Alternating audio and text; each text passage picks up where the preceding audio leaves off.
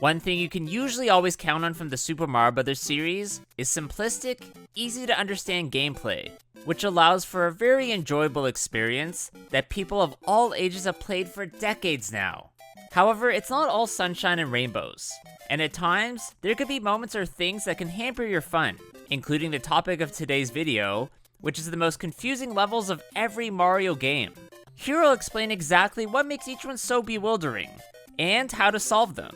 And oh yeah, before we get started, my name is Copycat, and if you've liked my videos focusing on Mario levels, then please leave a like, subscribe, and ring that bell.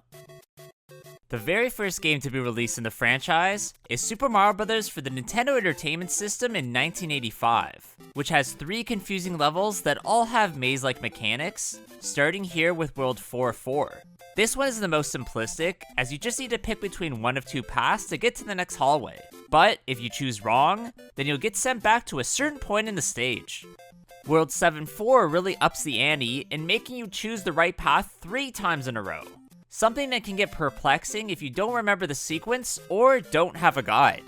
It's really time over hazards that's your worst enemy in this one, where I've run out of it so much and had to go to the internet more times than I remember. The third and final level from this entry that can be confusing is World 8-4, Bowser's Castle, where here you have to pick the right pipe to progress to different rooms, or risk taking the wrong one and get sent back all the way to the start. Probably the hardest and most obscure you need to enter is the one suspended in midair, needing to uncover this hidden block to get to it and go forward. The second entry in the Western NES trilogy is Super Mario Bros. 2.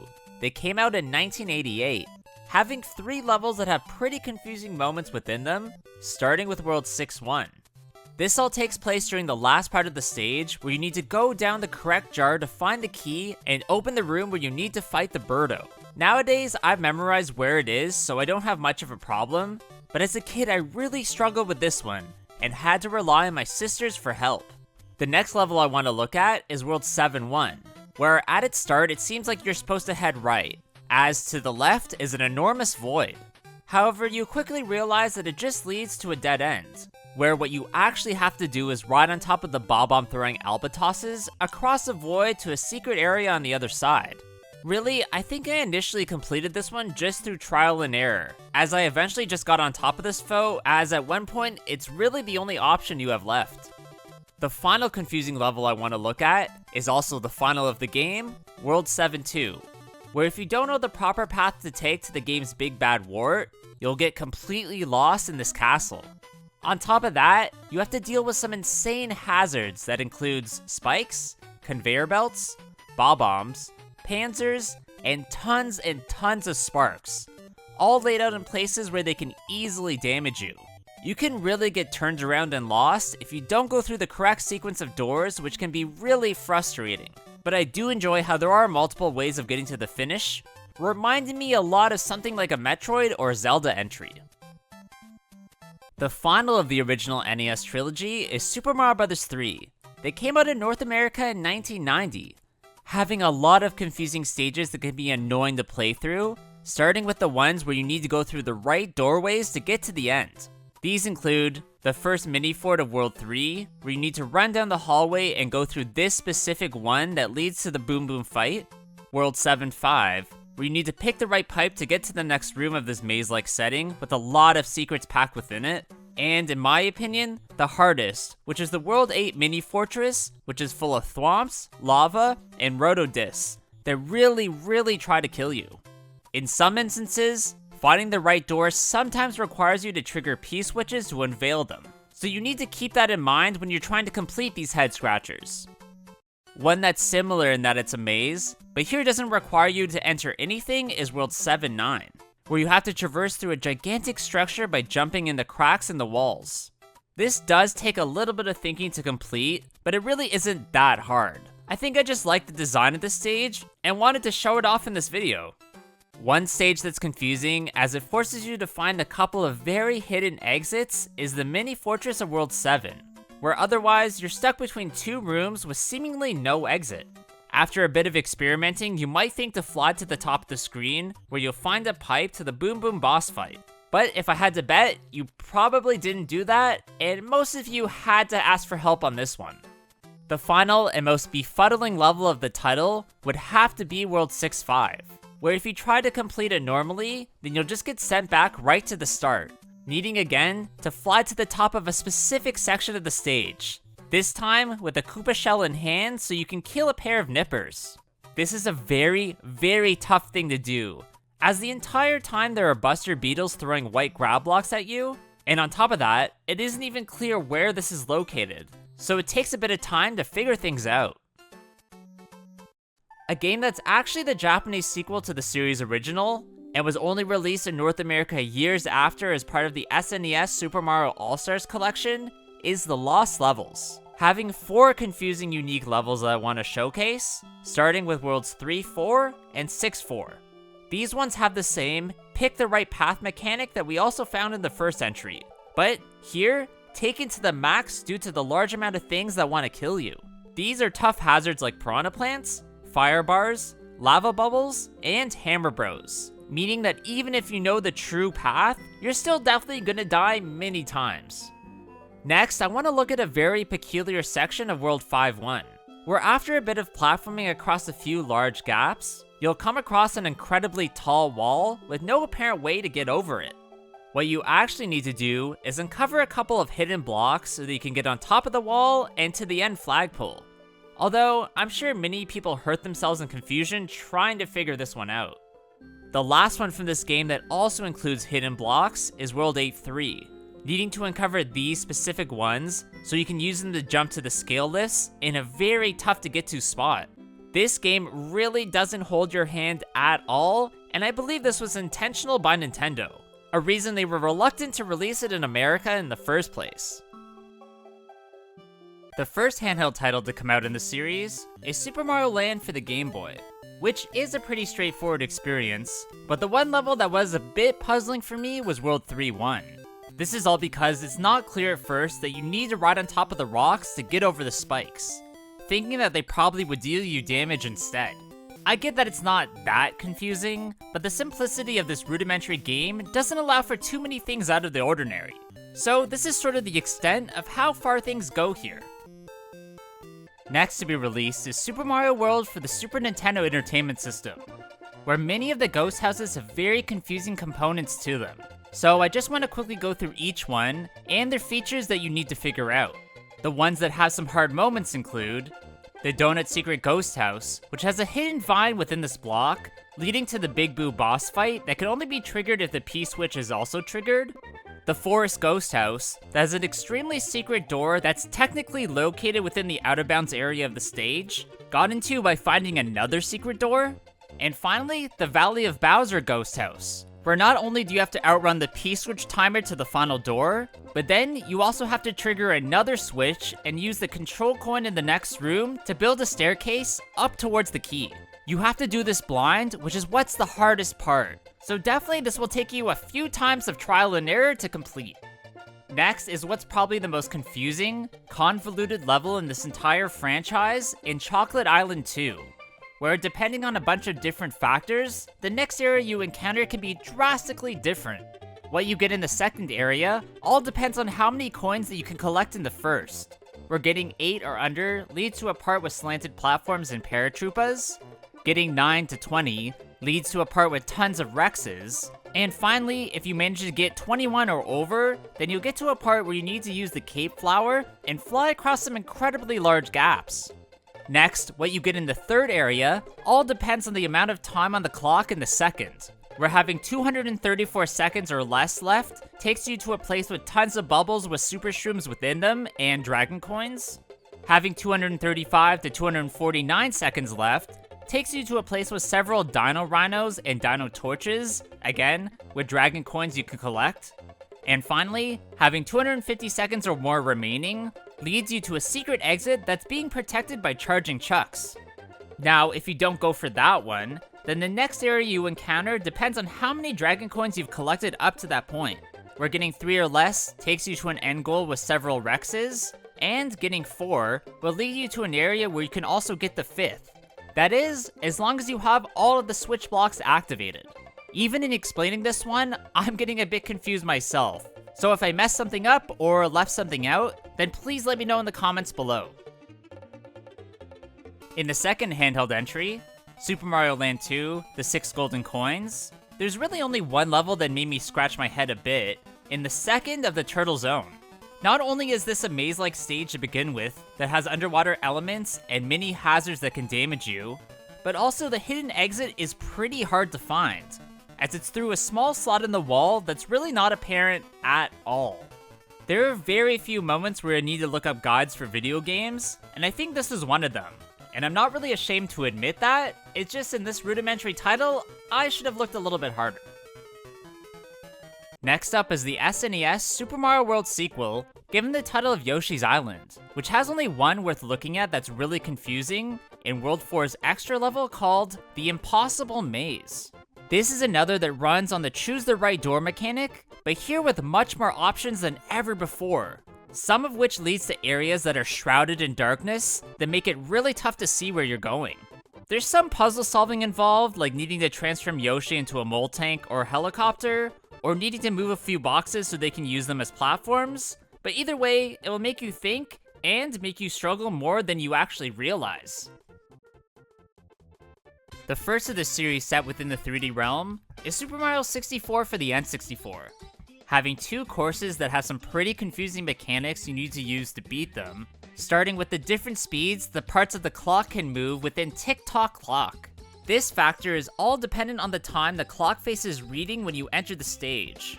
Where going into it when the minute hand is near the 3 has everything moving normally, where entering it when it's near the 6 will make everything move more random speeds, where entering when it's near the 9 will make everything move very quickly, and when entering it when it's near the 12, will make everything completely stop.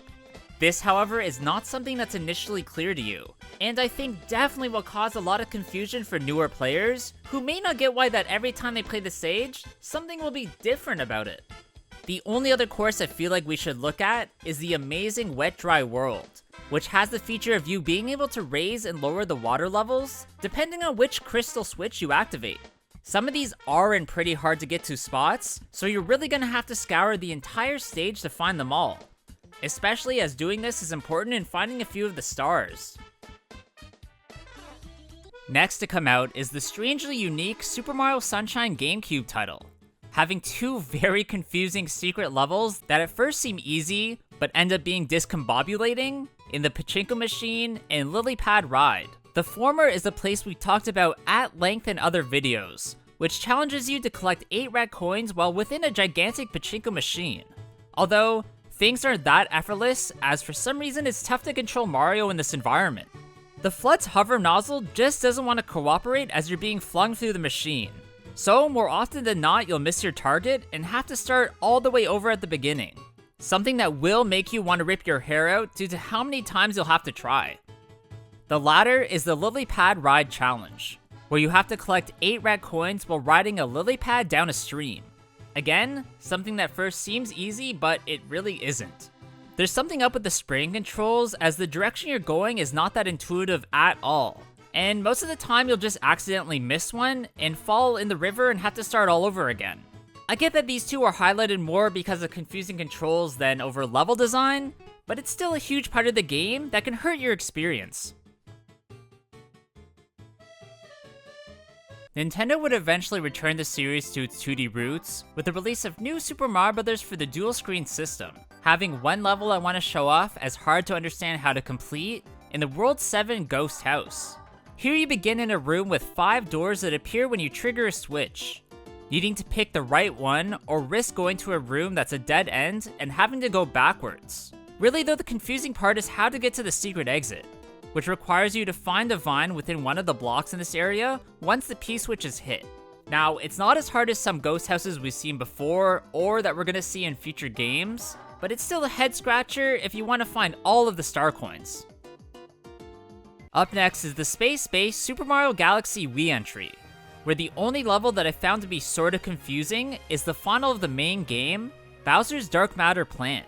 That's because this one has a group of very complex gravity-based platforming puzzles, where whichever way the arrow's pointing is the way Mario's going to fall towards. At one point, you even have to ride on a platform and constantly change your positioning as it passes through the different areas. Something that will definitely test your brain power, as if you mess up, you'll die and have to start over. The second installment of the new Super Mario Bros. Sub-series came out for the Wii in 2009. Having a few levels I want to look at in the context of this video, starting with the Desert World Castle. This is all because it follows a mechanic from the original game, needing to choose the right path or risk getting sent back to a certain checkpoint. Something, again, that can be confusing as there's no indication of which way to go, so it's really all based on luck. There are more hazards just like in the Lost Levels version, so at least there is a bit of an added layer to things to make it not so boring. Also, I want to mention a couple of Ghost House stages in World 5s and World 7s, both revolving around needing to go through the right set of doors, so you not only can find the regular exit, but also the secret exit as well. On top of all this, the World 5's Ghost House is completely shrouded in darkness, and you need to rely on the little bit of light you can to progress forward, meaning you definitely can get lost in this mystifying stage. The sequel to the Space Beast entry, Super Mario Galaxy 2 for the Wii, has levels with the mechanic we looked at from that first entry, in the right side down and upside dizzy galaxies. In both of these, you need to navigate through the different gravity chambers, now including switches that you can press that will change the direction of the hazard, as well as at one point, a beat-based part, so you really need to be ready to platform. I get that these are sort of just reused from the first game, but at least they did add on to it a bit and up the challenge slightly. Another level that has a planet that has a certain factor that can be confusing is the whiteout one from Freezy Flight Galaxy, where it begins to snow so violently that you can't see at all what's going on in front of you. I can't say this is the most impossible thing we've seen in this video, but you definitely can get turned around and get a bit lost, missing out on some goodies that you might otherwise want. Finally, I just want to mention one last level that you might have quite a bit of trouble platforming through in the Flashback Galaxy, where everything within it is shrouded in darkness other than the split second of lightning which illuminates the path in front of you. This can get incredibly tedious, specifically during the Blimp Yoshi section as you're put in a maze and have to make your way out partially blinded. Although, there is no time limit in this stage, so you can be a bit patient and look around the stage as you wish. Nintendo would perfectly blend aspects of her Mustachioed Heroes 2D and 3D realms with the release of Super Mario 3D Land for the 3DS, having a bunch of confusing levels, so many of which that I just want to briefly mention each one and any features that tie in with this category. These include World 5-4, which is an underground maze type of level full of Monty moles where at times things can get pretty dark, the World 8 Ghost House, which has tons of moving platforms that you need to stand on, where at times you don't know exactly where they're going, Special 6-5, which is similar but adds tons of snow to really obscure your view, Special 4-2, that has many invisible platforms that only appear once you get near them, and finally, the Special 5 Ghost House, where you have to pick the right warp boxes, as picking the wrong ones will send you backwards instead of forwards. The next installment of the new Super Mario Bros. Sub-series came out for the 3DS in August of 2012, having only one level that can be considered confusing in this otherwise very straightforward entry, which is the Ghost House of World 6. I think it's just the large amount of secret rooms and hidden passageways that can stump you in your pursuit of finding the alternate exit, as you really have to look through every single nook and cranny to get to it. If you're a fan of the channel, then you know I absolutely loathe this title and almost wish it didn't exist. So I'd love to know if your feelings are the same at all as mine in the comments below. The final of the new Super Mario Bros. Sub-series also came out in 2012, but here in November and on the Wii U, having several stages that left me a bit confused during my playthroughs, starting with the swaying ghost house of the Frosted Glacier. This level is very trippy as it's a sort of auto-scroller where what you see on screen sways back and forth, meaning you really have to be patient to get to certain secrets, as if you rush, you'll probably just miss them.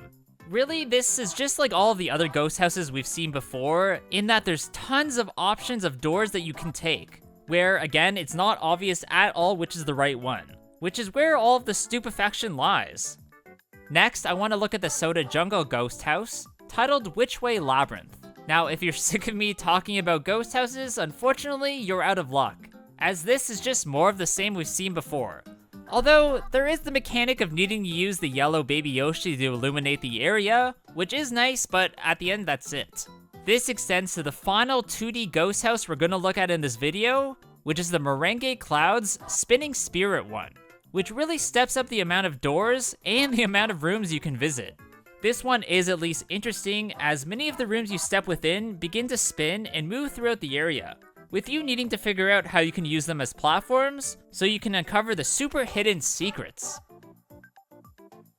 Super Mario 3D World is next to come out in the series, which first was released on the Wii U, then was later ported over to the Switch, where we're gonna look at the final 2 Ghost House stages of this video, which, don't get me wrong, are a bit mind-bending, which are the Shifty and Shiftier Boo mansions. In the first, you have to navigate through the house while a ton of objects are being moved around by a poltergeist-like presence, making platforming very tough and at times really unpredictable. The Shiftier Boo mansion is essentially the same, but with more enemies and a random low saturation filter added, giving it an old-timey spooky feel. Although I have gotten sick about talking about ghost houses in this video, I always do enjoy when they show up, especially in the 3D realm. So I hope to see more in the future, hopefully in Super Mario Odyssey 2? One level that's completely dark when you enter it is the World Castle 2 Switchblack Rune stage, which is all based from a top-down perspective, making it feel like a Zelda experience. You are given loads of fire flowers which you can use as your source of light via fireballs, having to navigate this maze while finding the stamp and collect the green stars. It's always a trip to play as Mario from this perspective, as it almost feels like an entirely new experience altogether, something that definitely takes a second to get used to. The final confusing stage from this one that I want to look at is Peepa's Fog Bog, which oddly combines elements from snow levels with ghost houses, needing to uncover the hidden key coins to move forward. I actually got pretty frustrated trying to locate all of these, along with the green stars and stamp, as it's quite a big area that you need to explore within. Also, in the next few sections, some of the platforms you're on fade into the fog, so you have no idea where you can go. So you better be pretty confident with your movements, or just prepare to die. Probably my favorite of the franchise is the absolutely massive Super Mario Odyssey Nintendo Switch entry, where one of the most confusing levels from it, at least to me, is Bowser's Kingdom. There are just so many places to explore in this extremely vast castle, with hidden areas tucked in everywhere that aren't easy to find. Even with guides, it's still hard to understand exactly where you have to go and what you have to do. So be prepared for a lot of looking and a lot of coins lost in the process. One that's confusing because at first it's blanketed by an intense blizzard is the Snow Kingdom, where you really can't see much of what's going on in front of you at all, and you can easily get lost. Even though this is a relatively small area, I still had a lot of trouble finding where I had to go. However, you can make it go away if you get the multi-moon from the Bound Bull races. So at least there is a way to get around being sorta confused.